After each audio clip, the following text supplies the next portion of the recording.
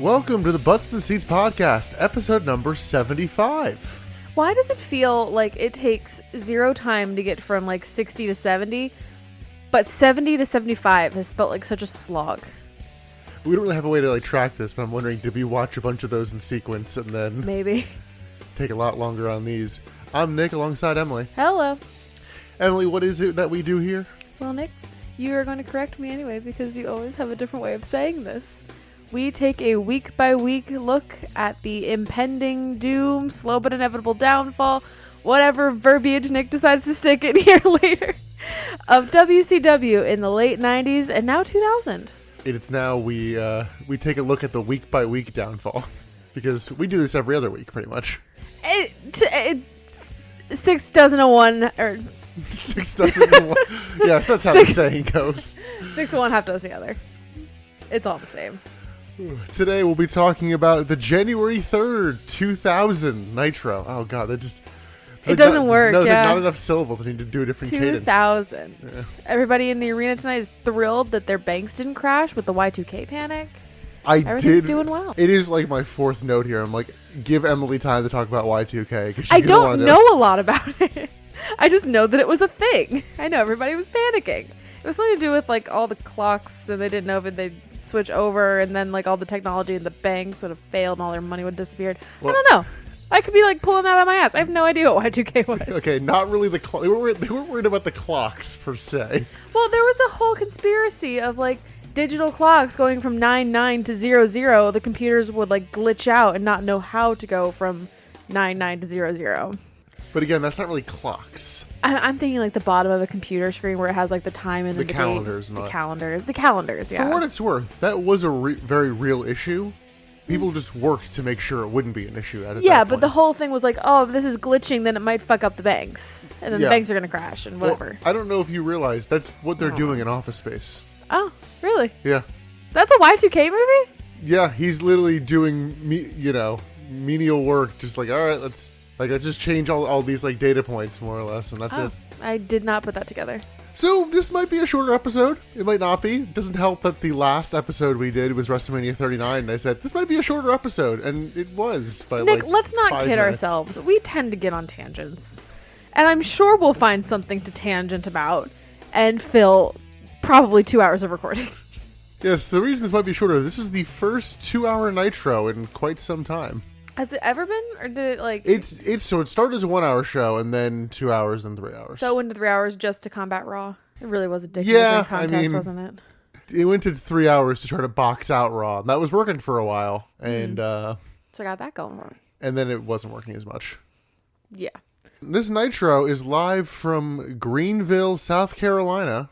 Ratings-wise, and this is important to note, it did a 3.3 up from last week, but pretty steady with what's been happening. Okay.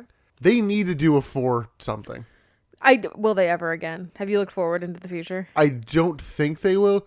The point being, because they dropped the third hour for ad sales, they needed to make that up. And they're well, football season's over, so we'll totally...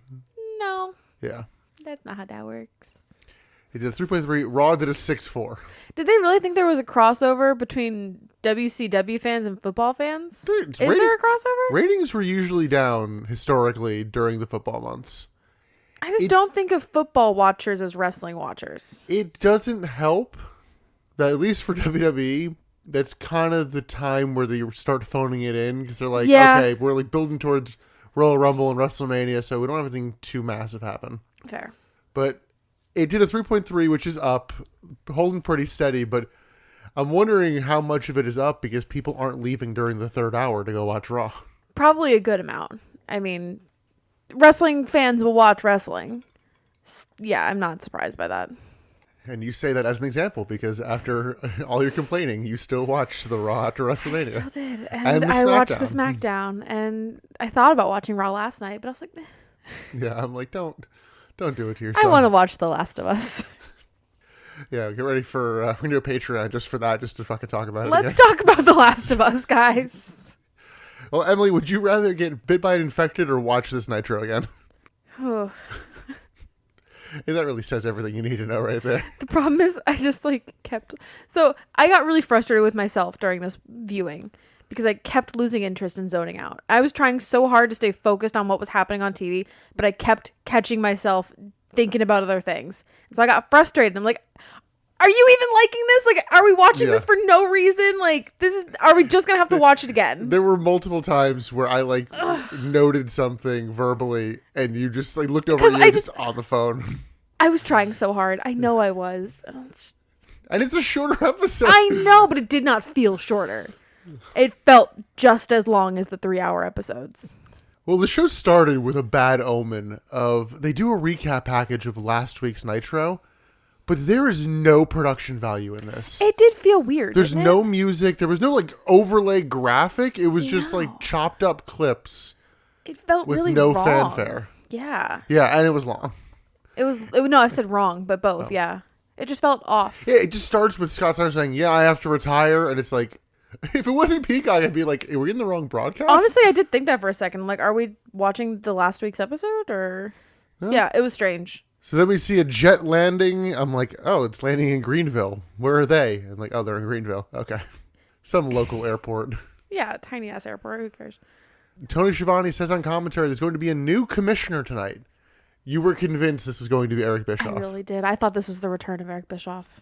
I know he's back at a certain point. I just don't know if he's back before That's the thing. then. I know he comes back. So I thought this would have been a perfect time for them to be like, oh, they need a new commissioner to keep the NWO in line. Swerve, it's Eric Bischoff, and we're doing NWO Part 2. 3. What is it now?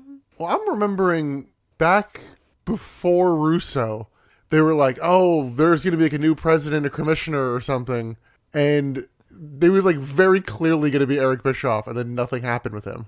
Yeah, but they turned Eric Bischoff into the like, gray-haired, polo-wearing, jeans-wearing dad backstage. Yes, but I remember they're in Vegas. I don't know why I remember this, but Mike Tenay like interviews him getting out of the car, being like, "Hey, are you the commissioner?" Like, I don't know, and then they never followed up.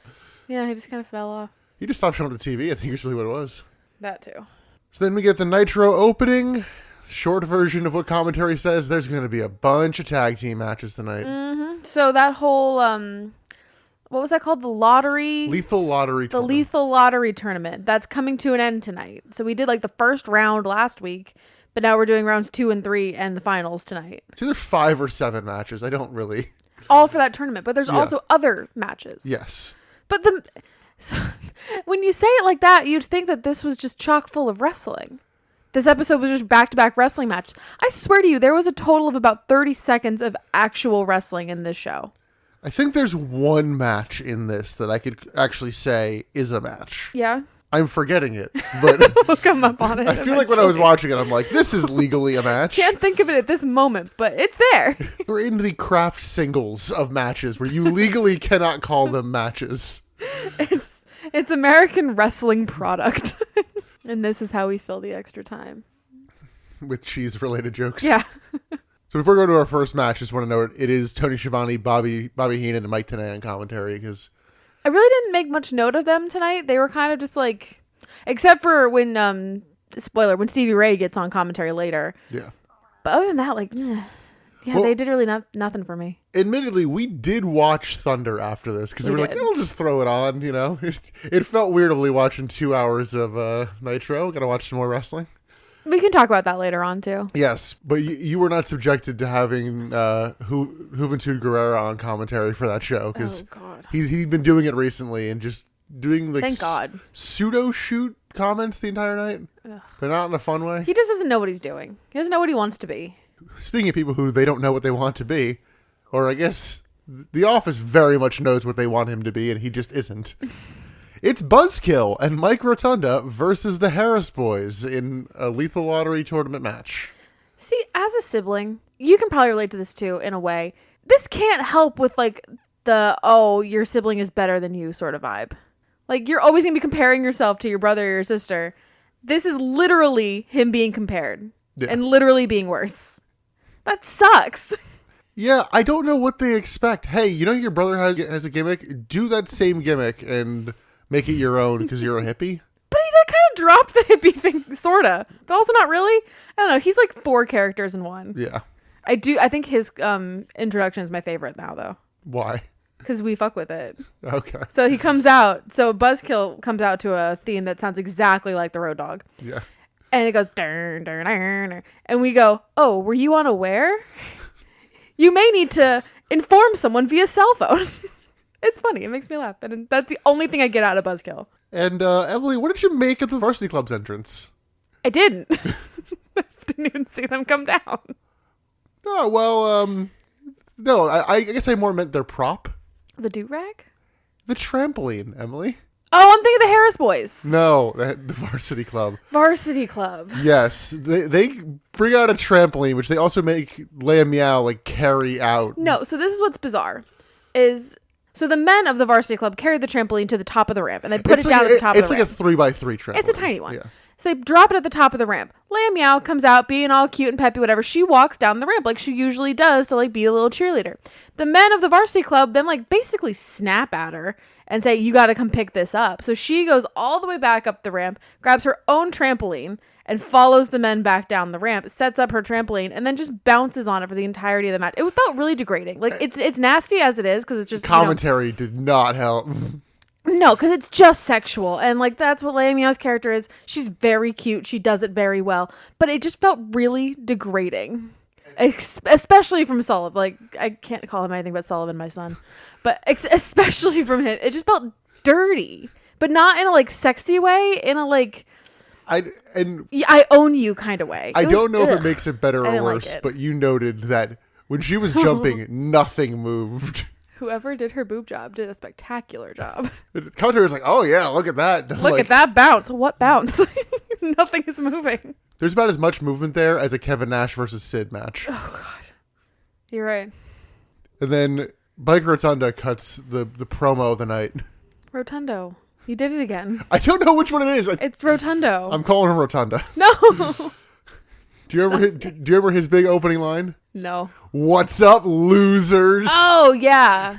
Did not put a single ounce of effort into his heel promo for this. Yeah, I guess... You guys are lame. We don't like South Carolina. Or near Clemson, and he went to Syracuse, and I think they beat him or something, and I don't care.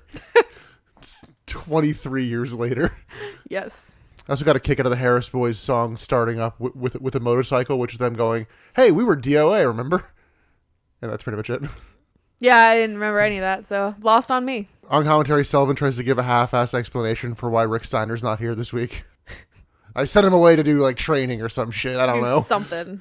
But I guess no one told Scott Steiner that. That's for later on, though. Nothing happens in this match. Then standards and practices come out. They remove Leia Meow after Miss Hancock just like shoves her down onto the trampoline. Yeah. Oh, they have officially said her name now. She is officially Miss Hancock now. Yeah. I swear Tony Schiavone called her Miss Handcock. I swear there was a D in there.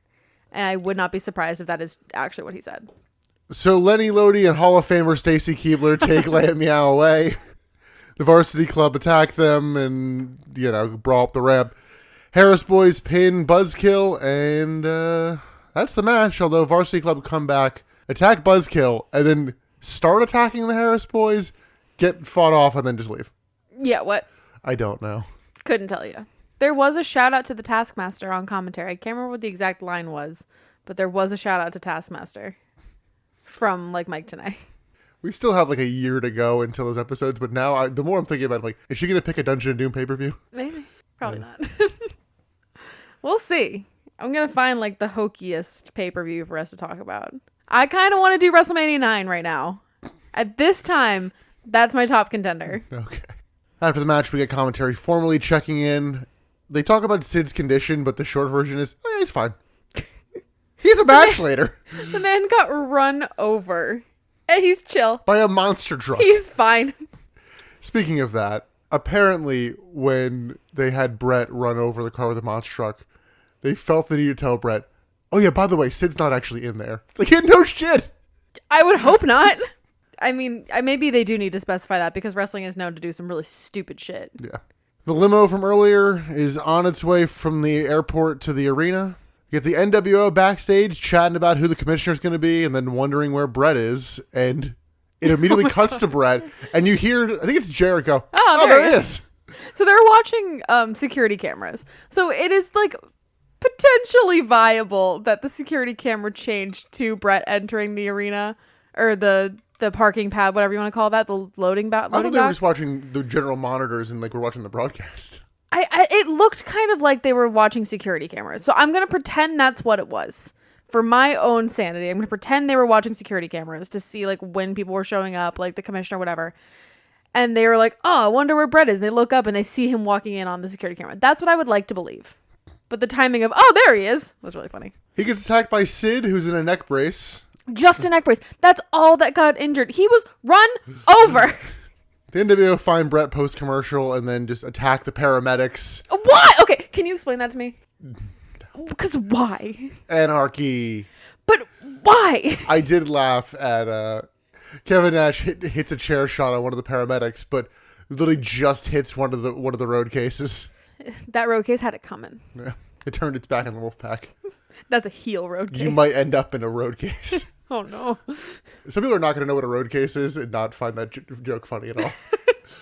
And just additionally, beating on the paramedics just came off super lame, too. They really make some questionable choices with the NWO tonight. Yeah. We'll talk about that later. Then get Mean Gene backstage interviewing DDP, who really cannot decide if he wants to be a heel or a face. Because everything he says is heelish, and everything he does is pretty much face-ish. I think that his character is heel toward the company, but face towards the sport. He's not playing a character against other characters. I think he is just... DDP is pissed off at WCW and doesn't want to be here anymore, but he loves wrestling. And so he'll play it up to the audience, and that's what makes him look like a face.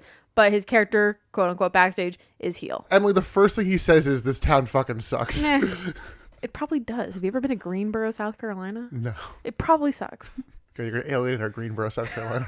Okay, all one listener. Fight me on Twitter. We're gonna see the follower count just go down by one. Know what happened? Gene hypes up Buff versus DDP for the pay-per-view, which DDP was not aware of. Like, oh, I have the match? Cool, I'm going to go home then. I don't want to be here. Which, respect that. The match apparently is no rules, no ref, last man standing. So there's rules. So there is a rule. Yeah. There's at least one rule. I'm concerned about the no ref after last time. But this is a one-on-one match. And so Sold Out's going to be a mess. Yeah. And we are just here to watch it happen. I think it's just going to come off like an extended, interview brawl. We're just like, all right, like there's clearly a point where someone's out and like there's a winner. That's like the best I can hope for here. Yeah, we'll see. Speaking of questionable rules, we're just going to pepper this in throughout. On Thunder, they did a match of Jerry Flynn versus The Wall. Like this is a shoot fight rules match, submission or knockout only. The Wall wins by pinfall. But you submit it. I think you walked away. I think you walked away during this, and I was like, "What the fuck is this?" He submitted. What do you mean? He got totally pinned. Submitted. You just missed it. You blinked. You missed it. So then we get Kurt Hennig walking up to DDP and saying, "Hey, the powers to be need you in the ring tonight." Just tonight, in general. Which I found interesting because they really didn't mention the powers to be last week. No, that phrase has kind of been off since the Elso fell apart. Yeah. It's been The Office. It's been, Russo. They're just naming him. But now it's the powers to be again. DDP asks who's in the ring right now. It's just nobody, but PG-13 is going to be there in a minute. And he's like, cool. DDP's like, I'll take it. And he goes out to the ring. So he's going to go fight PG-13, I guess. Instructions unclear. You said I need to be in the ring. I'll be in the ring right now and I'll win and then I'll leave. Yeah. When we get PG-13 head into the ring, they also have a Lethal Lottery tournament match. And I'm like, all right, so they're going to face somebody who's not DDP. Yes. At some point here. I did laugh and scoff at PG-13, basically going, there's nothing to heel on here because there's no culture. Again, you might be right. DDP comes out and gets attacked by PG-13. He hits a TKO-style diamond cutter on one and then a super diamond cutter on the other, and he leaves. He just runs through the arena. Yep. And then we get the NWO music hitting because they're the PG-13's actual opponents. And in an interesting move, it starts with the Wolfpack song and then goes the NWO theme. Nash comes out with some spray paint in his hands that I thought was beer. You thought they came out carrying beers. I'm like, oh, are they going to Steve Austin this? I'm like, no, fucking course not. Of course it's spray paint. Nash hits an elbow drop and pins one member of PG-13, and then they tag PG-13 with the spray paint. I don't think I even said who Nash's partner is. It's Scott Steiner, who I am very convinced is not medically cleared. I think you're right. Because he's not in his gear even remotely. He's wearing like sweatpants and a big oversized shirt. So like it is, you could like pretend that is gear. Like not like themed gear, but it's not necessarily street clothes in the way that like The Rock would come down in jeans and a turtleneck or whatever. No. But it's not his ring gear. Yeah, we'll talk about this a little bit more later on because this is not their only match of the night. Well, Then see backstage, Bret Hart and Jeff Jarrett are headed towards the ring with some baseball bats. they had a lot of baseball bats tonight. Yeah. Everybody had like 3. Emily, this is the last time we're going to see PG-13, and I know that breaks your heart. Well, we did see them on Thunder, thank God, because we got that horrible vignette of them as a boy band, and it was amazing.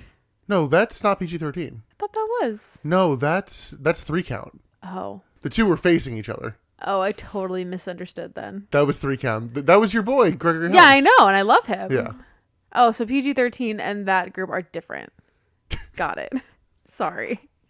They're both like musical groups. They're both multiples of white men. It's okay. I'm not sad about this being the last time we see PG-13. No shit. I don't like a rap gimmick. You don't like a dance gimmick? I don't like a rap gimmick.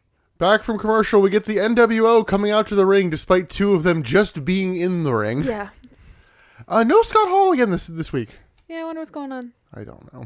Maybe it's better not ask too many questions. Yeah. Then we'll just get sad. But this used to piss you off a lot back in the day when people who were just in the ring leave the ring and then come back to the ring. This used to be like a big it's so fucking sore stupid. point for you. It's so fucking stupid. I remember having to just like tell you to like fucking chill. Also, we saw Jared and Brett heading towards the ring. We could have just come back from commercial and had them in the ring. We didn't even need to do the entrance. Why not? It's a 2-hour show. Trying to cram all this shit. The NWO wants to be in their whole splendor and glory as much as they can be. Commentary teases that Ric Flair might be commissioner. He's been a big return in this building before.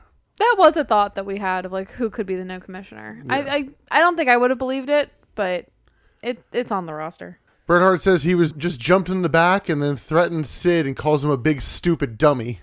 Got him. Bret says it's not Sid's time, it's his time. And it's sold out. He's going to prove it on his own.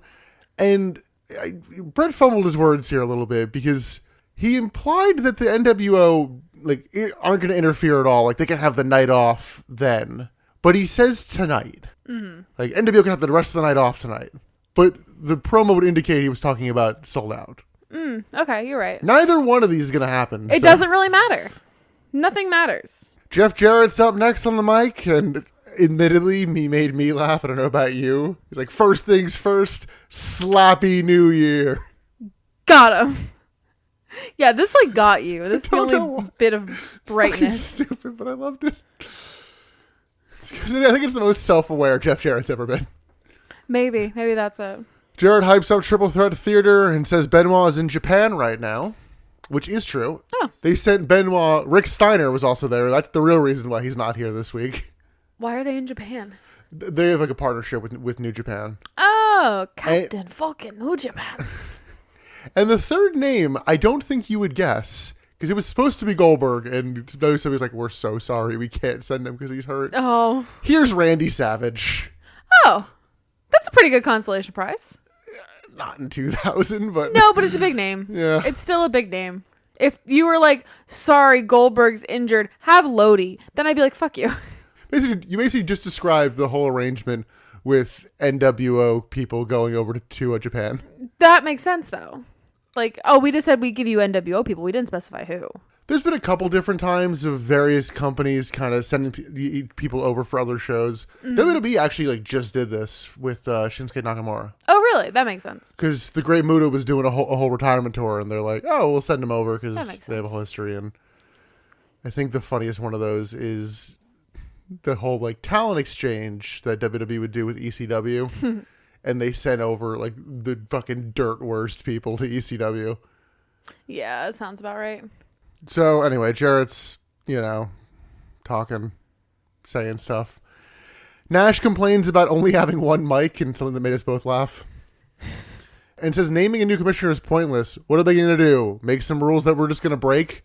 And I'm like, well, shit. Okay, you raised a good point there. I mean, kind of. That's kind of what I figure. Like, that's what the NWO does. What are they going to do? Like, really put the guidelines or the guardrails up on the NWO? Like, the NWO's just going to fuck them. Like, I think they actually do their best to, follow up on that later. Yeah. Scott Steiner says he doesn't feel like crying again this week after giving an Academy Award-winning performance last week. Oh my God, yeah. He's like, I'm going to come out to the ring and retire again, but I don't want to get all misty-eyed. Shut up. Scott calls out the fans for wanting to like him last week. He says the feeling is not mutual. Got him. My fans are educated. Edumacated. Steiner says his fans are educated, wear suits, and work on Wall Street. Liar. And Steiner has found... I know he's done it a bit before. I think it's just been a while. But he has found his keyword, and that is white trash. Oh, yeah. Everything is white trash. Steiner said Sid found out what happens when you're friends with Goldberg, and they just generally heal it up, and that's it. Cool. I really thought the new commissioner was going to come out here to, like, stop Get the NWO in line. Yeah, that would have made sense. But instead they just talked about matches that are never ever going to happen. To do our third Lethal Lottery tournament match, it's David Flair and Crowbar with Daphne versus Lash LaRue and Midnight. I did giggle at Lash taking a bump when Midnight appears out of shock. Oh, because so the thing is, like, I like Midnight. I really do. I think she has something. She needs her entrance to be more. The entrance needs to be less than just like the lights turned off and the lights are back on. Now she's here. There needs to be like pyro of some sort, fire, lightning. Like, I think even that, even a musical sting. Have her do the whole entrance. Like, have her actually pump up the crowd. Yeah, something. I like her as a concept. I need her to give me more. Let's talk about David Flair in this match. Do we have to? He has regressed. I don't know what happened. He doesn't know what to do with his arms. He just doesn't know what to do, period. He like froze at the beginning of this match. He just was not moving. Yeah. I don't know what happened. He was my MVP for like weeks. Yeah. And here he was like barely even phoning it in. Stevie Ray hops on commentary and complains about Midnight not doing anything, which was pretty ironic. The irony, Steven, if you will. You get in the ring and do absolutely bumfuck nothing. Get your guy in the corner and then tag right out immediately. That's not doing anything. You need to work for your paycheck. Midnight at least actually does some like drop kicks. Actually, to quote a recent Ted Lasso episode, no, I wasn't being ironic. I was being hypocritical. Okay, but he's never going to say that. Yeah. He's never going to say that he doesn't do anything in the ring. Stevie needs to realize that he is the weak link of his team. Talk about working for your paycheck. Why don't you start working for your paycheck, Stephen Ray? Lash manages to fight off the two men to absolute silence. Yeah, this is not... no one cared about this. You remember like this whole show for the most part. Yeah, I didn't notice it through the whole show, but you pointed it out at the end. You're not wrong. Lash vaults Crowbar onto the ring steps in a rough-looking spot. Stevie hops on the apron and actually goads Lash through into tagging in Midnight. Like, no, how to wrestle. Come on. And then she did. Yeah. She wrestled. And you wouldn't know anything about that, Steven. Okay. What we're going to say is going to make a lot more sense as we're saying it than what happens on screen. Let's just start there. You have better notes about this because it was a clusterfuck. So Stevie Ray attacks Midnight, which prompts the ref to go out and just start talking to them, turns his back to the ring. The Goons come out to ringside. Yes, the Goons, as in Disco Inferno and the Goons. And Tony Marinaro might have been there. We see him later. I don't know. But they're just standing at ringside right now. Booker T then runs out, I guess, past the Goons, goes over to Midnight and Stevie Ray, gets slapjacked by Stevie Ray, and the referee is still just like, nope, I'm looking here with you guys. We're in this moment together. Lash LaRue is still fighting off both men from the other team. He goes for his finisher, the Whiplash. The Goons come in, attack Lash for a little while, including an Impaler DDT. Then David ends up pinning Lash LaRue. The referee manages to turn around in time for this. It didn't sound that chaotic the way I just described it. It really didn't. You actually said it very well.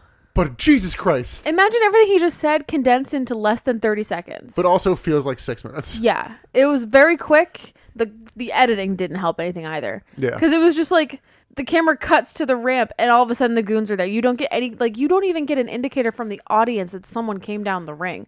Like, Yeah. Nobody cared. And they're in a wide shot for a lot of it, so you see the referee just like not looking at things, and it comes off so forced. It was super weird. Yeah. But David Flair and Crowbar advance. Woo. Doesn't deserve it, but here we are.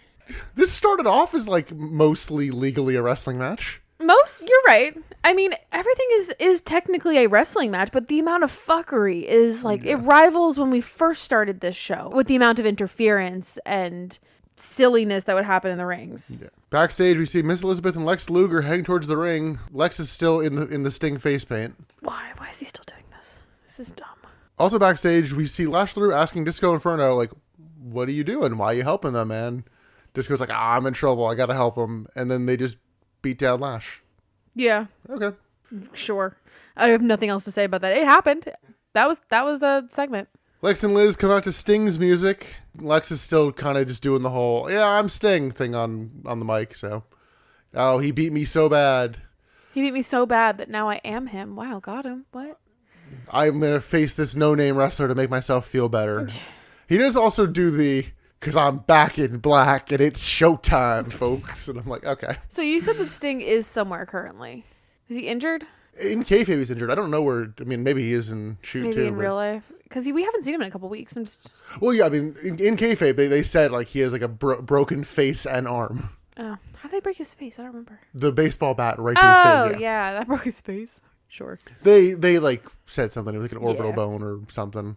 Or like cracked skull, whatever. So yeah, he's ready for this no-name wrestler to come out. It's Tank Abbott, which I'm sure you did feel was a no-name. I mean, I know Tank Abbott at this point, but I have no feelings about him. I didn't hear the bell ring to start this match, but this technically counts as a match in the record books, I guess. I guess. Lex begs off for basically all of it. And there is a ref in the ring, so I'm like, okay, something's going to happen here. Liz maces Tank Abbott to very little effect, and the ref calls for the bell for a DQ. Yeah. The end. Jerry Flynn comes out, brawls with Tank Abbott. Listen to that pin drop. Oh my god, yeah, this crowd could not give less of a shit. Lex and Liz go to leave, but then are spooked by a crow on the stage. The spookiest of crows. Spookiest of burbs. Spooky burb. He was a very good boy, though. Emily, Very good crow. Is it a real bird? Yeah. Aha! I got no, you. this doesn't work. No, I got you. No, because all the birds died in 1986. This is after that. I know it's like in wrestling you time. got. No, You admitted a bird was real. You don't listen to the actual logic of the birds aren't real. The birds died in 1986 due to Reagan killing them and replacing them with spies. Hey, how about you and I go toe-to-toe on bird law? See who comes out on top. Crows are absolutely not real. Have you looked at a fucking crow? You can train them to bring you coins. That's not real. That's true. You can get a crow to bring you money. Why are we No, not you've doing hacked this? the machine. Why are we not doing this? People have done it. We can do it too. So yeah, this is week number 2 of Lex and Liz getting spooked by something that Sting has clearly left for them. Except, watch this all just be a swerve. I was scaring myself. Oh, you thought that was Sting? You idiot. Or is Lex Luger in on the conspiracy? He might be. Backstage, the NWO go to attack the limo that has arrived, but security stops them. Why not do that more often? You're asking a lot of questions, Nick. Oh, speaking of security, Tank Abbott has started a low-stakes feud with head of security Doug Dillinger on Thunder. Cool. Don't worry, here to save the show is Rob Gardner. Okay, I'm glad it's Gardner because I wrote and erased his name about 4 times. I don't know. It might. I think it's Gardner. It doesn't matter. He's someone from The Office, and I think he's very much actually somebody from The Office because he didn't do a bad job on the mic, but didn't. he was not interesting. I mean, no, he's not a character, but he spoke clearly and concisely. He comes out to announce the commissioner, also notes that the writers have ironclad contracts. Sure. Which 2012 Big Show has taught me means you can just do whatever the fuck you want. You can't fire me. I have an ironclad contract. Okay. What does the ironclad contract say? Depends on the contract, but it's more or less like, if you fire me, you're going to owe me so much damn money. Like all right now, too. So Rob Gardner says that Goldberg and Sting can't help them, and there's only one man for the job. And you're getting like kind of flare chants throughout this. But he says the commissioner might have to get a little hardcore and announces Terry Funk as the new commissioner of WCW. Which, like, it's cool to see Terry Funk, but why are you here? He is here legitimately because Ric Flair said no. Because it was basically, hey, you want to come back, get beat up, and do a bunch of jobs at the NWO? Rick's like, I'm good. I mean, fair, but why the fuck is Terry Funk doing that? Needs some money, right? He wants to wrestle a bit. I just feel like he can do that a lot of places. Like, I am excited to see Terry Funk. Don't get me wrong. Like, it's cool. I've heard enough stories about him. I don't know a lot about him as a wrestler, but I've heard enough stories about him as a person. Like, yeah, it's cool to see him on TV. But it feels really beneath him. I did laugh my ass off when he came out. Because I'm excited to see him too. But Tony Schiavone, look at the reaction of the fans as we hold on someone not giving a fuck. Nobody cared. The only people that cared were when the camera was going by them, clearly. And it's like, hey, I'm on TV. I'm on camera, yeah. Do you think anybody in the audience really even knows who? Yeah. Do you think? Yeah. Funk grabs the mic, says he took the job because he loves professional wrestling. See, that's what lost me. He said, I love professional wrestling, and I love the real sport of wrestling. Like, then why the fuck are you here? Oh, he's like, I want to take care of these writers. Don't believe you. He doesn't like all the fake personalities that the powers to be create. And then, in a note they hit a bunch. They're like, yeah, the NWO are just Russo's lackeys, more or less. Like, oh, so they're not a big deal. Great, guys. Yeah, no, they're really underselling the NWO at this point. He says he needs help taking out the powers that be. He says he needs an enforcer. Arn There's Anderson. only one man for the job. It's got to be Arn and his tire Arn. Oh, sexy Arn Anderson. Actually, no, we get sexy Arn Anderson on Thunder. Oh, was that sexy? No. I don't think so. Topless Arn Anderson. And as Arn is coming out, there are massive "We Want Flair" chants. Because this is when the audience realizes Ric Flair ain't coming back tonight. Yeah. Or if he's going to come back, he's going to come back here. Or Arn's about to announce him. It's one or the other. Yeah. But Arn grabs the mic and is like, hey, people in the back, fucking listen to that. Yeah, he did kind of note that, which I like that. I like Yeah. that of like, listen to the fucking fans. Sometimes they're right. Not always, but sometimes. Arn says he earned the reaction he got coming out by working hard for years, not writing it all out on a pen like Russo and Ferraro do. Arn says that if they want Funk and him gone from the business, you're going to have to drag their dead bodies out. Jesus. NWO then come out to the stage. Brett offers Funk a classy way to go out. It kind of seemed like he's like, hey, you can join the NWO, but then the rest of the promo didn't reflect that. Oh, I didn't get that. Brett says it's just a matter of time before the NWO take back over, and Funk says he has all the time in the world, and adds some stipulations to Brett versus Sid at Sold Out. If the NWO cause a DQ, Brett loses the belt, and there will be a special guest referee, Arn Anderson. Does it matter? No. Does any of this matter? Terry Funk then calls Double J's bluff and books Jeff Jarrett versus Sid for the U.S. title in a powerbomb match later tonight. Earlier We in the all night, know how well that went over last time. yeah, earlier in the night, Jarrett had been like, I can kick Sid's ass. Funk's like, go ahead. Prove it. Nash and Steiner are still in the tournament, but Funk blatantly says, I'm going to screw you guys out of this tournament. Cool. Nash then grabs the mic, gets really fired up. He references Tombstone, gets no reaction. I didn't think anyone got it. I didn't get it. What do you mean? He references the movie Tombstone. What, the movie? Yeah. What movie? It's like a 93 Western movie starring Kurt Russell and Val Kilmer. I have no fucking clue what you're talking about. It's a pretty good movie, but like, it's still a weird reference to make. Yeah, you can't really be shocked when nobody knows what you're talking about. That's niche as hell. Nash threatens David Flair to get to Arn and then gets really fired up yelling about how they make the rules. And I'm like, oh, I feel like you just lean on the ropes and go, whatever. Literally, yeah. And that's the segment. Yeah, Terry Funk's an interesting choice, but I don't hate it. I don't hate it either. It's an unexpected choice, so I'll give him that. Well, we'll see how long it lasts, It's not because gonna last on long at Thunder, they made a match for Sold Out of Nash versus Terry Funk for the commissionership. We all know how that's going to end. But also, if Terry Funk wins, the NWO disband. Which really was the one where I'm like, oh, we okay. know how this is going to end. Best we can hope for is like a DQ finish. We're going to get to hear Terry Funk's super sad entrance music that Nick still swears is a great song to come to the ring to. He didn't come out to that this time. He didn't, you're right. But They actually, worry about licensing rights. He can't just come out to Desperado. that's not a good entrance song. For Terry Funk it is. No, it's not. It's so sad. We're not going to have this argument again. It literally always sounds like he's coming to the ring to die. We'll get more of these guys later. Actually, we'll get more of them right now. Backstage, Terry Funk tells security to find David Flair and like tells Arn, like, no, like, we're buddies. Your problems are my problems. I'm going to help you out. It's very sweet. Then we get Buff Bagwell and Champagne Canyon versus Norman Smiley and Asia. No Mr. Biggs with Canyon coming out. I think we all figured out that Mr. Biggs was not a good character. Canyon heals on the crowd and Buff a little bit by saying he's a horrible actor. But, like, but you are a good wrestler. And he's like, hey, because we're partners, here's a bottle of champagne. For context, Canyon has a line, Greenville ain't Hollywood. And Buff, in the laziest cheap pop ever, Greenville is Hollywood. But it's not. It's legally not. It literally is not. I think there actually might be a Hollywood, North or South Carolina. It's a Hollywood, Florida. There is a Hollywood, Florida. Buff also says that he doesn't like champagne. All right, fuck you. What? Who doesn't like champagne? And he's like, I don't think Greenville drinks champagne. Fucking rude. Okay, what? Yeah, I guess don't do brunch in Greenville. Jeez. Or like have celebrations. Yeah. No one's ever been married in Greenville. And then he smashed the bottle on Canyon's head. Fuck you. It was probably a cheap ass bottle of champagne. Yeah. But still. That's Canyon out for this match. That was truly a champagne problem, wouldn't you say? Norman Smiley comes out in the local mascot costume. I know you've been wanting more fun attire. Did this scratch that itch? It didn't. It didn't. It was lazy. See, he's come out as Wildcat Willie. That would be a strong callback.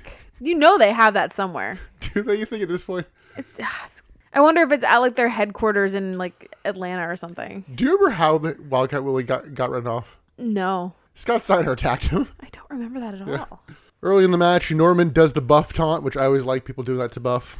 Credit to him for actually working the match in the costume, because that can't be easy to do for like the feet. Also sweaty. Norman does the big wiggle and tags in Asia. She hits some light offense, but then gets hit with a suplex by Buff. Buff fights off the two until he's low blowed by Asia, and Asia holds Buff up for Norman to hit him with the mascot head. But it's the one thing they didn't want to happen, and Norman clocks Asia with the mascot head, and Buff hits the blockbuster on Norman and wins. Who could have seen it coming?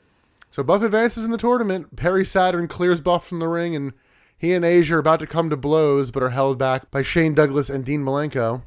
Then Jim Duggan runs out, tries to beat them all up for some reason. For some reason. I've lost track of that. Yeah, it's like immediately beat back down. And then Conan and Kidman make the save. Cool. Again, another fucky ending that's just like so much chaos.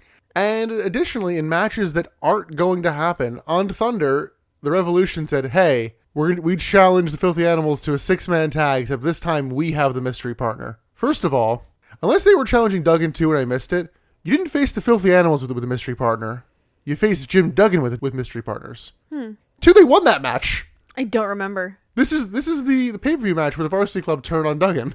Oh, yeah. So what the hell are they complaining about? I have no idea what they're talking about then. 3, I don't know why. That match doesn't happen. There's no explanation as to why? Maybe we'll get it next week or next Thunder, but maybe. There's a vastly different lineup for Sold Out. A lot of Billy Kidman, though. Oh, that's good. Thank God. There is hope yet. This was also, like, bordering on qualifying for a match. This was also close. You're right, but I still think with the fucky chaotic finish, you can't really laud it for its wrestling technician. It's wrestling. Yeah, but the finish itself was only the people in the match. Perry Saturn and them didn't come down until after. That's true. But again, it smells like early days of WCW. Yeah. No, it smells like early days of butts in the seats. Yes. Where the match only exists for the post-match. Exactly. Angle. That's what I'm saying. Backstage, everyone looks for David Flair, and Terry Funk manages to find Daphne, but she is of no help. Is this where she gets abducted? No. Okay. We then get another Lethal Lottery tournament match. Scott Steiner and Kevin Nash, who claim to be out looking for David Flair, but they have a match against the Harris Boys. Yay. Aren't both of these groups in with the powers to be? Which is That's what I said. thought. Is what I said when they did the Kevin Nash Creative Control match. Yeah. That broke me. That's what I thought. And Scott Steiner just hops on commentary as opposed to being in this match. So this is where you were like, no, I think I'm right. I don't think Scott Steiner is cleared to wrestle. Yeah. I think I think that you're right. I was ready for another finger poke. Oh, God. Don't even speak that into existence. Nothing happens in this match. Nash goes for a baseball bat that Steiner has, but Varsity Club come out to the ring for some reason and attack the Harris Boys with steel chairs. And they just Sullivan just throws his chair at one of the Harris Boys. And then bounces back on him. It was funny. Steiner has a line. I don't remember exactly what it was, but he basically like, look what my brother just did. Did you see what my brother did? Which we took at face value to be like, did he think his brother was one of them? Yeah. He might be implying that he had his brother arrange that Varsity Club was going to help. Oh, maybe. I'm giving it the benefit of the doubt because it did come off as a weird line. Because commentary's like, is Rick Steiner working with the NWO? Okay. So I'll give it the benefit of the doubt there that it doesn't deserve. We can throw some writing in that the writers didn't write.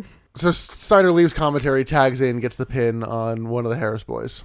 And so Kevin Nash and Scott Steiner are headed to the finals. Woohoo. Very minimal effort there. Yeah, seriously. Like the lowest effort that you could possibly effort. Let's go backstage. Arn Anderson and Terry Funk are trying to reason with Daphne, and she leaves the room and is immediately abducted by Jeff Jarrett. Oh, yeah, like full-on abducted. Like, Jesus, like jump scare abduction. Like scary.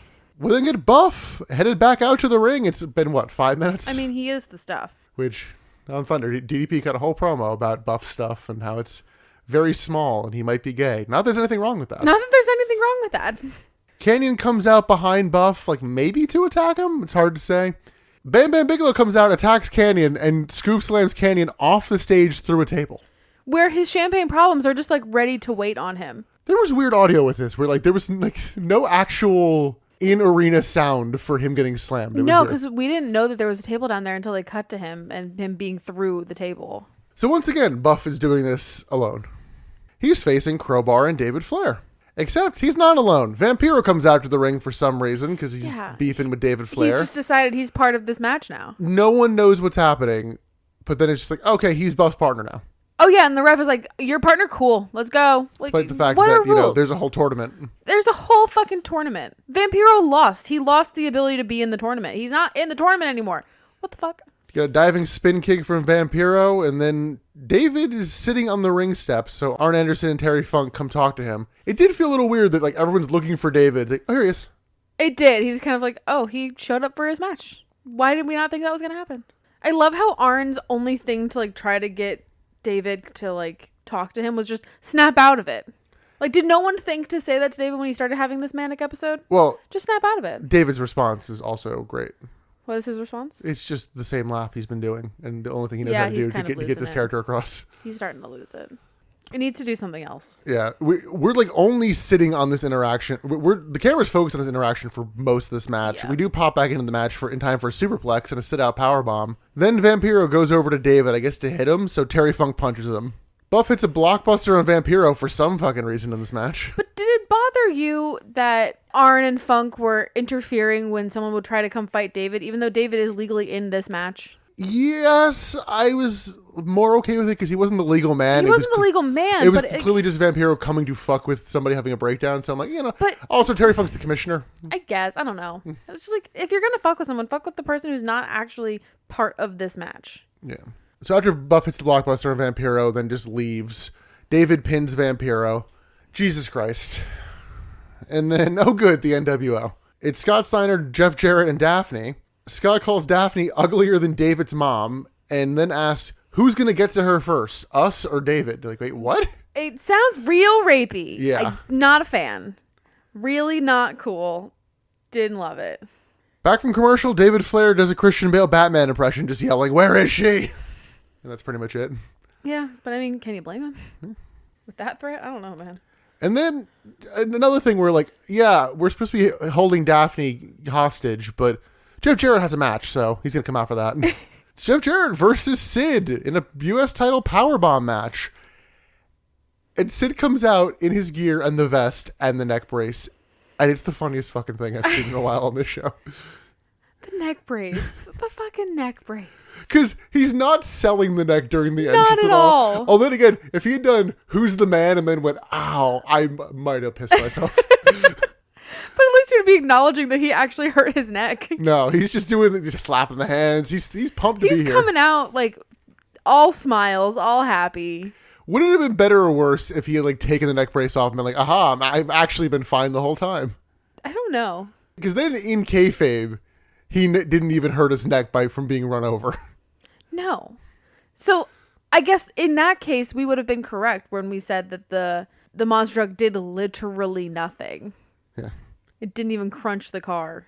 You didn't even call safe light for that. They trade strikes and then sit until Sid gets dumped to the floor. In the front row, there's guys from the power plant here. They were here last week, too. And I don't think anything ever happens with this, by the way. You could have told me that those were the backup dancers for Backstreet Boys. Or for 3 Count. Sure. And I've been like, oh, wow, cool. They're nothing.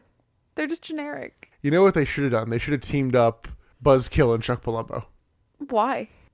I'll let you figure that one out on your own. Back inside, Jeff Jarrett hits a diving crossbody, but Sid powers out of the pin.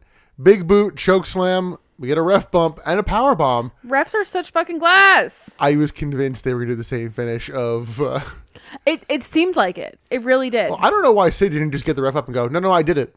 Because clearly that's all you have to do. I did. I did it. You see it, Mom? I did it. I did it. Bret Hart then comes out, hits Sid with a baseball bat for a DQ. Oh, okay. That's fucking it. Yep. They work over Sid with the bats and then tag him with the spray paint. Medics come out, also get beat down with a baseball bat. Although one of them no-sells the bat shot because they like get up pretty quick. And I'm like, the fuck? I think Jarrett actually has to like tell him, like, stay down. Stay down. I hit you. Yeah, because they spray the medics again. So, What does Jeff Jarrett have against first responders? Because what the fuck? Why is he so mad at these EMTs tonight? Oh God, don't let him loose during the pandemic. Oh no. He was not out on his balcony clapping for them at 6 p.m. every day. Forgot that was a thing. That was a thing. Pandemic was fucking wild. They're all walking out. Just Jeff Jarrett comes out with a guitar. That's for you, Slappy. Oh my God. And you can get the vaccine early if you subscribe to Global Force Gold. Jesus Christ. I don't even know how familiar you are with Global Force I'm Gold. really not, because you made that same joke when the Baltimore Arena was renamed to CFG. I'll have to let you do your own research on that, because Oh no. as someone who already doesn't like Jeff Jarrett, you're gonna like him less. He just keeps appearing in places when I don't want him. I.e., the AEW show we went to. I will never forgive him for that. God, do you remember that? Yeah. Do you remember that fucking moment? Yeah. I will never forgive Jeff Jarrett for that. He's still on TV. So yeah, you excited for Sid versus Brett? Yup. That's a shame. Backstage, David Flair and Crowbar are still looking for Daphne. And let's go to our main event. We blew through this. I mean, a little bit, but I think the tangents got us to a little more of a reasonable time. We'll see what the final edit comes out to. It's funny because watching this episode took years off my life. But talking about it, not that bad. But the main event of tonight is the NWO versus David Flair and Crowbar. David and Crowbar run to the ring and get beat down immediately by Kevin Nash. David has been in the show a lot tonight. There's no referee in the ring, and the commentary kind of notes that. Kevin Nash actually notes that at some point. Like, he does, yeah. He's like, where's the ref? Steiner hops on commentary and is swearing a bunch on commentary. Oh, was he? I didn't catch it. I guess they can say shit, because he says bullshit and Oh. I don't give a shit about you, and he's like, yeah, like, oh, okay. I think shit is allowed on certain networks after certain hours. Yeah, it seemed strange, because sometimes they'll believe so, sometimes they won't, and it seemed weird that he was just going off. Yeah. And he still loves the phrase white trash. White trash. Oh, he starts jawing with some guy in the audience, too. Yeah. I think that's where it was, like, I'll beat the shit out of you. And he was like, oh. Doesn't it, like, surprise you how close the audience can get to the commentary table? Yeah. Like, there's no buffer. Also, no Michael Buffer in this episode. Speaking of buffers. Well, they did lose $10 million last year, so. So no Michael Buffer. Nash works David over in the corner and as he loves to do. Keeps the advantage, We beats love down corner. both men, makes them look like fucking jokes. Arn Anderson comes down in a ref shirt with Terry Funk and some security. Oh my God, the amount of security that, we didn't even talk about this, the amount of security that came out with Terry Funk when he was announced as the commissioner, it's like a small army. And it takes the third cut to them coming down for commentary to finally be like, oh, hey, they're here. So security's here to like escort Scott Steiner out, I guess, even though he's legally part of this match. And he's not doing anything that wrong. Arn Anderson gets on the apron and Kevin Nash tells him to suck it. Arn's like, laugh it up, big boy, go ahead. Nash turns his back. Arn grabs the crowbar. The tire Arn! It's not a tire I iron, know, though, so it and I'm doesn't like count. faking the excitement because I want to know. be excited. He hits Nash with it, pulls David on top of Nash for the pin. We have new tag team champions, Woo! David Flair and Crowbar. Crowbar! My boy! What the fuck is happening? Jeff Jarrett brings out Daphne, kicks David, and then just lets Daphne go. David hits Arn with the crowbar for some reason. Why are we turning on Arn? The crowbar. Oh, I like that. Yeah, but he hits Arn for some reason. So Terry Funk checks on Arn Anderson and then gets beat down by the NWO. He tries to fight off Nash and Steiner, but Steiner hits a really sad low blow on Terry Funk to stop him. Ugh, yeah. It was better than Spice's at Starrcade, but not by much. Not by much, and that's saying a lot. Given the skill level, it should have been a lot better. That's what I'm saying, yeah. Brett and Jeff Jarrett beat down Arn and then take him to the back. Steiner and Nash are stripping Terry Funk, and Nash power bombs him. Arn Anderson is put in the trunk of the car, which we don't even see. We're just told, oh, he's in the trunk.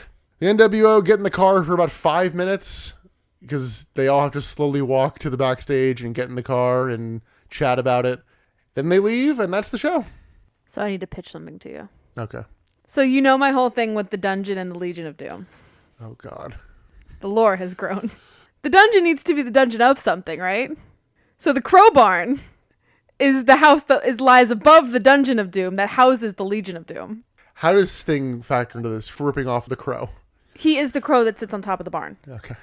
I'm building my empire here. Now where I drew a picture. Where does the crow that we saw tonight play into this? Does he just watch while Sting's away? Oh yeah, he's like the backup. He's the backup overlord. Yeah, thoughts on this match, Emily? No. I'm busy drawing my crow barn. Thoughts on this show? Really not a fan. Holy so shit, fucking boring. Yeah, so they're in the Carolinas, and it was supposed to end with Ric Flair getting beat down per fucking usual. Yeah, as happens in the Carolinas. So you get why he went, yeah, maybe no, I'm not going to come back. Yeah. But yeah, this show... Especially when his son is doing this shit. Yeah, this show fucking sucked. Oh my God, it was so boring. It was so hard to get through. We both joked that our best bit is going to be the third hour for letting us do other things in our life and not having to continue the show. And the MVP is the friends we made along the way. No, but I don't have anything. Let's go into best bit, MVP, and worst bit. I have nothing. See, worst bit's actually even harder somehow. I have none of these. I usually at least have one category filled out before we finish. I have nothing. Okay, so before we actually get into the atrocity that's going to be best bit, worst bit, MVP of this show, we should talk about the last match of Thunder. Yeah, it's pretty much deemed the match that like really retired Brett. Okay, yeah, because like we said, we were watching the finishing glaze. No pun intended. Ew. I was expecting there to be like a moment in this match where it's like, oh yeah, he's done. There's a shot of like Brett being like dumped out of like a trash can. Oh, okay. Because I always like those trash cans are basically aluminum foil, so I don't think of them as being like that hard. The like the wheelbarrow trash bin where he gets dumped out. Thing. And I guess however he lands, it just gives him like a big welt on his head. And like, even before that, he's walking around like in a daze. I guess I didn't notice that, but once you see it, you don't unsee it.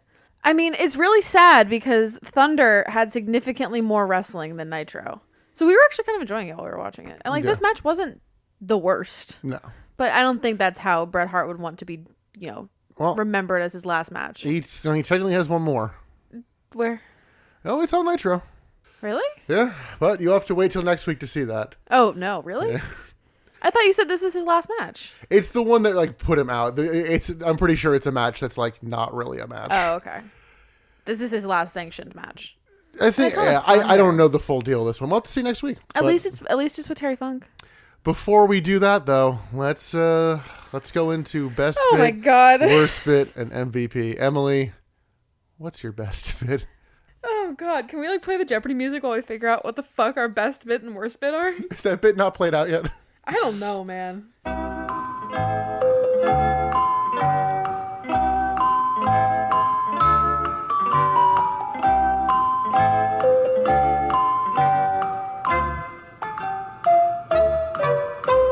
All right, Emily, what is your best bit? Seeing Terry Funk again. Seeing Terry Funk on TV. I guess it's cool. He's new. He's different. I'm going to give mine to Mean Gene interviewing DDP.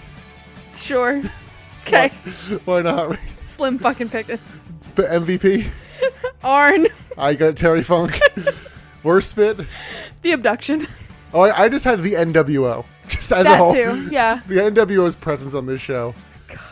What I Fuck did me. write down before any of this: best bit, none of it; worst bit, all of it; MVP, couldn't tell you.